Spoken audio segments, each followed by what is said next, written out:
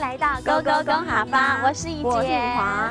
怡姐，我发现啊，现在要出国啊，其实可以自己定行程哦，相当的方便，而且可以捡便宜。说到定，定就是听。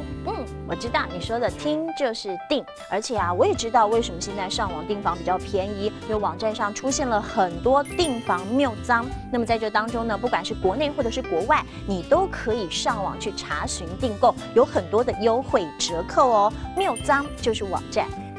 谬赃就是网站了，没错。那我也发现哦，这些订房网站很特别的是，它会针对不同的国家来做促销，大家可以上网碰碰运气，捡便宜。而说到国家，就叫做贵嘎。贵嘎就是国家，而今天呢要教给大家的就是上网站订房可以打折。这句话应该要说的是怂谬赃听房，优厚大赞。怂谬赃听房，优厚大赞。今天勾勾公好发就带大家试试看，上网去订房，享享折扣。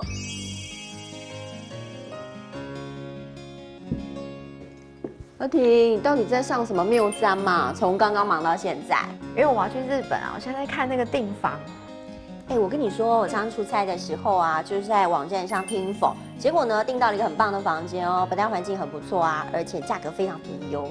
真的吗？那你赶快教我是哪一个网站？我跟你说，就是谬赃哦。而且我跟你讲哦，它不止日本、韩国、欧美有很优惠的房间，它还会针对不同的贵嘎去做促销，真的很棒哦。那我看看，日本。你看是不是有优惠？哇，这个优惠真不错。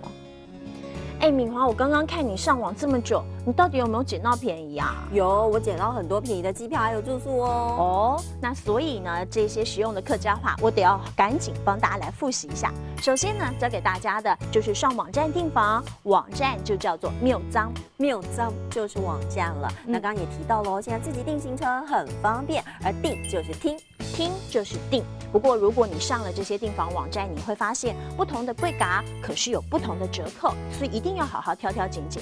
而刚刚已经提到了贵嘎就是国家了。最后要帮大家复习的就是上网站订房可以打折。这句话应该要说的是怂谬赃听房，优厚大赞。怂谬赃听房，优厚大赞。今天勾勾公哈发呢，就告诉大家最时尚的订房方式。我们下次见，拜拜，拜拜。